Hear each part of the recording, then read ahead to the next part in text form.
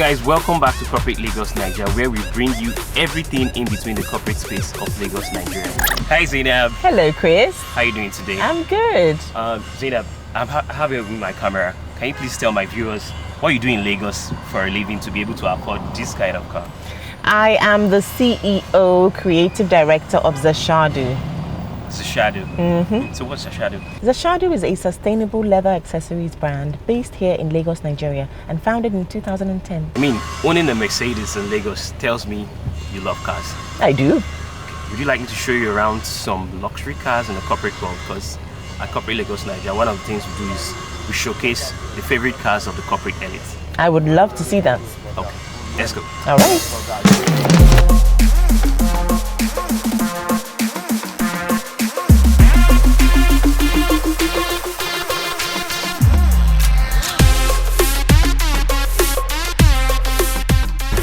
Okay, Zainab, welcome to Zashadu. Thank you. Your one-stop shop for brand new luxury cars in Lagos, Nigeria. Really nice. Hi, Nina. Hi. Hello.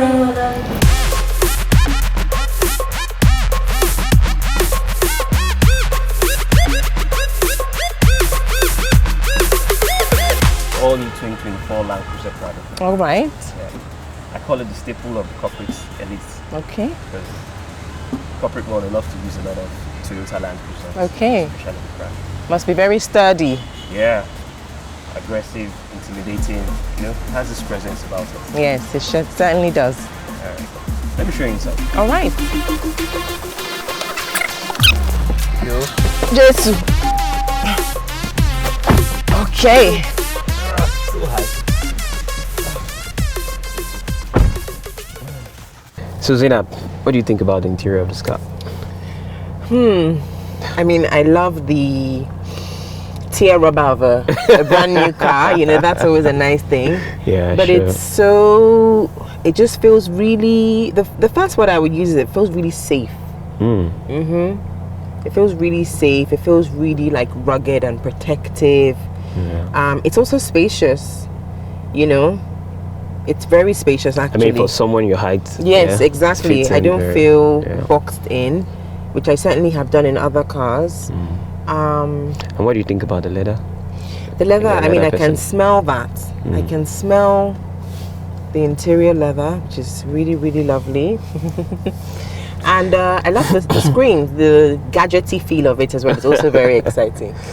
Can you tell us about your background? Because I know you're a British Nigerian. Yes. So what was your growing up like? It was very normal. It was very, I mean, I was with my family, so it was just very kind of safe and normal. So I came back at 5, stayed till I was 12. Okay. And then, so by the time when I moved back to the UK, it wasn't anything really, because I think also because I'm naturally an adaptable person. Okay. So I just need to know what the deal is and I'm good. And I was with my family, so I think maybe for some people, if you're going to like boarding school or something, it would be a real huge kind of ejection out of your normal day to So day. you did like a day school? I was in day school. I had my mom, I had my dad, I had my sister. So it's pretty much, maybe it was just a bit colder.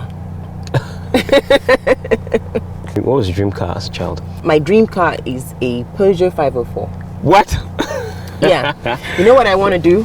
Yeah. I want to get like a beautiful one, like one of the ones that maybe the army has used or something, you know, well used, well maintained, in like a beautiful navy blue or like an army green. I don't know if you're allowed to use army green though. So those two colors, and then soup it up from the inside. You know, change the interior, like make it something like cream this. leather, beautiful, like tinted, put everything. Change it from power to a power steering, you know, and I'll only drive it on Sundays. And when I drive it with my vintage aviator sunglasses, I'll step down and they'll be like, who be that? So the reason I really love that car is because it's such a classic looking car. For Nigeria. For Nigeria. Yeah. And as a designer, I love classic Exactly. pieces. I was going to say, this is where your own creativity and, you know, being from the arts comes in. Yeah. So that's what I love about it. Your brand, Zashadu. What inspired your brand, Zashadu? Really honestly, Chris, it was a calling. A calling? Yes, it was a calling. It really was from like the depths of my soul. It wasn't anything logical. I actually moved back to Nigeria on a whim. I had no plans of moving to Nigeria. I was 27 when I moved back, and it was literally like a voice that I heard. And I moved back, and I've always had this feeling that I was to do something with handbags. So I just followed the feeling, and I kept following it, and it kept growing. And then suddenly I had people that were responding to what I was putting on. I had to take care of those people, and that's what we know as business, right? So I just decided to take care of them, give them what they wanted, and listen to them, and that continues to grow to what we have today. So really, that's really what it is. So that was many years ago, like when? In 2010, I started Zashadu. 2010. Yeah. Wow. So 2010, and this is 2014. So Zashadu has been existing for 14 whole years. Yeah. That's quite an experience. Let me show you something. Let me show you how the 2010 Land Cruiser Prado look. Okay. Wow. Can you believe that? That's the same car? With curves everywhere. I mean, it looks great, good. but it's just such an evolution, I guess. Exactly. Exactly. What do you think compared to this one? Compared to this one, like, you mean if you were going to buy it for me as a gift or something, which would I prefer? Oh yeah. Definitely this one. This one, Yeah. Okay. Okay, but I kind of like the looks of this one anyway. I do like the look of this one as well. I do. Certainly do. Okay. Let's talk about your design. Okay. Let's speak about design. So I noticed you have a recent collection. Yeah. Can you speak about your inspiration for that collection? Well, this collection is called Desire. Just about allowing yourself to indulge in the little pieces, the little sort of like things your heart really wants. Yeah, so we created a very special collection just for that. So yeah, it's really interesting, and it's been very well received, and it's very, very beautiful, if I may say so myself. In your 14 years journey, have you ever had like a low point? The fluctuation, the currency, exchange rate. you know, the exchange rate. Yeah. And not so much so because a lot of the materials we use are locally sourced, in fact 90% of them, but just the consistent raising. So then it devalues what you're creating, you know. Oh, It exactly devalues what you're creating, and if you're having to like sell internationally, then it's like such a ridiculous price for all of this work that you're putting, handcrafted artisans doing all of this stuff. So that was something I really had to get my head around. It's easy to be angry, it's easy to be in your emotions, but how are you going to respond to that, you know? And prior to like a couple of years prior to that, it also got to a point in the business where I had to ask myself, do you want to continue, do you want to stop? And I think that's a question that, as a business owner, you have to stop and ask yourself that question. It's a scary question, but if you don't do that, you will find yourself where you don't want to be. But if you question yourself, then it could be something that is more of a graceful exit, and like a decision you make like with consciousness, and therefore it doesn't feel weighty on your soul, and then that's a really good place to do something else from. So those were two kind of significant points that I had to really stop, pause, and delve into myself deeper. How was the comeback for you from that point? Maybe is there anyone you can speak about, like a particular challenge you had, you were able to turn it around? Kind of in this period of me deciding what do I want to have, you know, where I hadn't yet pushed myself to question. Funny enough, we had an investor come through. Okay. Like a miracle investor. If the clouds could have parted and he came down from heaven, it would have been like that. And he came through, and he spoke the talk, and he was walking the walk. And you know, God is an amazing father, because he really leads you in the way that he wants you to go if you can listen, if you don't have coconut head. And he revealed that this alleged investor was actually not. He was somebody that was coming in looking for like a low-hanging juicy fruit to come in and then to do what's called a hostile takeover.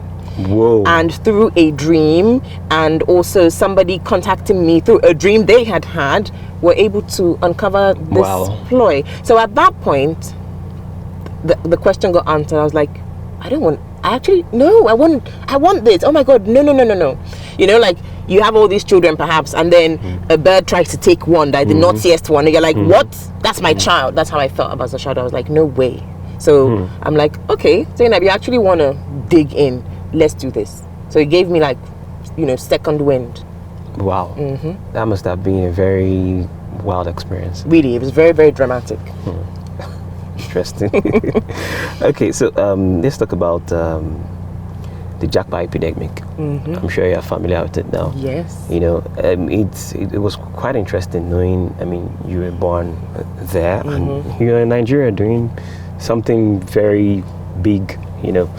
So, like, what's your take about this jackpot epidemic? Because if people are there coming back here, while people here are running out, I mean, I'm from the medical world, and I can tell you that maybe 75% of my classmates are all probably in the UK, Canada. For me, it's in line with human nature and human evolution.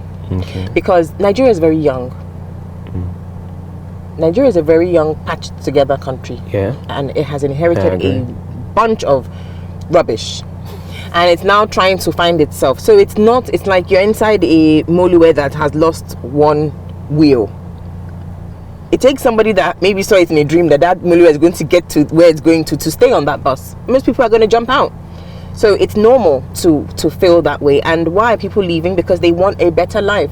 So I understand that. I am here because I felt something. I didn't like plan it out and say, I'm going to come to Nigeria and do this and do that. It was a feeling and I followed the feeling, right? Yeah. So, and I actually call myself a creative industrialist because that is actually what I'm doing. I'm digging deeper into the roots of the sector that I'm in, and part of the reason that I'm still in it is because I'm a problem solver. I'm like, there's so many problems here.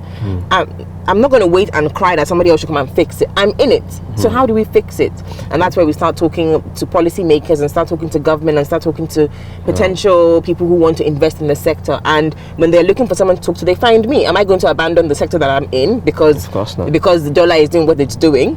Right? I really feel like, for me, I feel connected to my purpose. I feel like I'm on earth to do something, and I'm not going to leave until I've done it. I'm very blessed that it looks like this. It looks like I'm making handbags and I'm doing all, and I love that part of it, but it's very, very deep for me and I'm committed to it. Is everybody like me? No. But you need leaders to inspire people. So I'm very happy to do my job. Inspiring.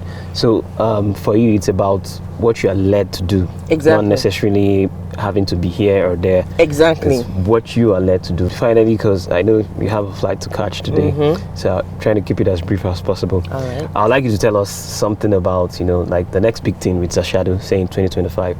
But just before that, I'd like to show you a cool trick in the Land Cruiser Prado. Okay, I can't wait. I'm sure you'll like to see it. Okay, we'll have to move to the front of the car. Okay, let's do it.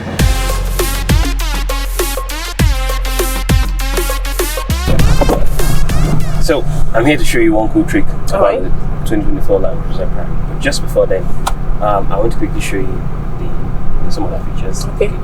And I'll start with one very interesting thing: cup holders. I think you like to have drinks in them. I like to have my water for sure. Yeah, so you have 1, 2, 3, 4 cup holders. Oh, very good. And you even have up to 7. Oh wow. Seats. Yep. And then you have a digital gauge cluster and a touchscreen display here. Yep. Very nice. I like the way it's built in. Very nicely designed. Yeah, and it's a new design for the Land. Okay. And then if you want to charge your iPhone, there are 2 ways you can get it done. Can you guess? Here? Just put it here? Yeah, stash that. Wow. Okay, so. How cool. Yeah.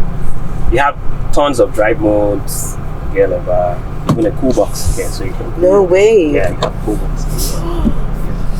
That is so cool.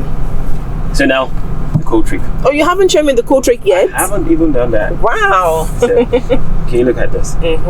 So if I press this button here,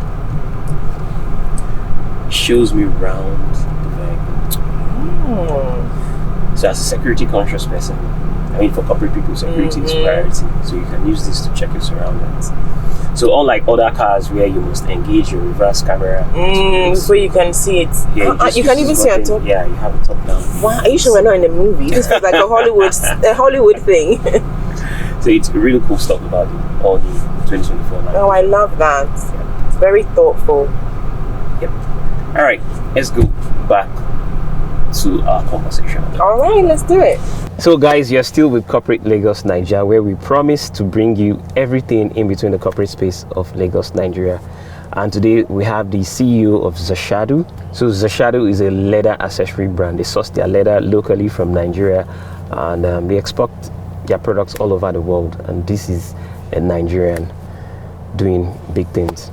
So Zainab, thank you once more for joining us today for this episode.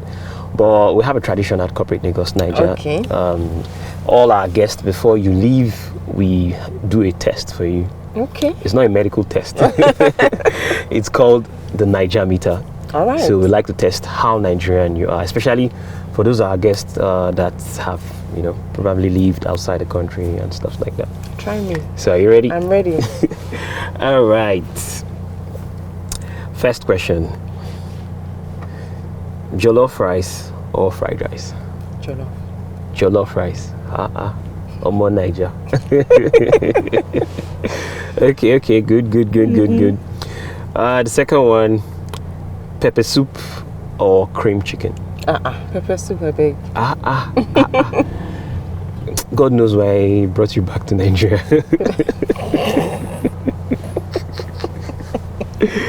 All right, the next one, strawberries or soursop? Soursop now. Soursop. It's a heavyweight.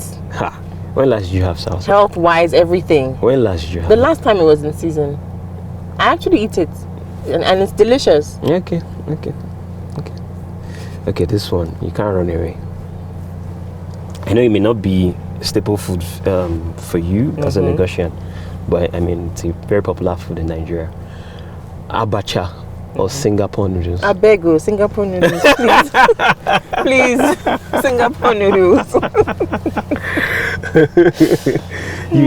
Have you ever had abacha? I have. You didn't like It's it? very unfamiliar to me. The taste, the flavor, the texture. How many times have you had it? Once. I'm sure you didn't have a great one. Perhaps. I can organize something very special for you. Yeah? Okay. Yeah, it's from my place. Oh, really? We know how to do You know how to do it. Yeah. All right. Let's move on. Palm wine or whiskey? I have to be honest. Yeah. I'm a whiskey girl. I love a good whiskey. Okay. You have just one more question to Okay. go. And so far it's like 50-50. So this will decide whether you're still Nigerian or we've lost you. Okay. Pounded yam or mashed potatoes? Pounded yam. I'm an Edo babe. I'm from Edo yeah, State. that's why I picked pounded yam. So that's actually my favorite. Pounded yam and With what soup? Egusi. Nice. That's my favorite soup as well. Egusi wow. soup. Wow. Yeah, for real. Are you sure you're not copying me? Who copied who now? I mean, the dress. I wore mine before you, so.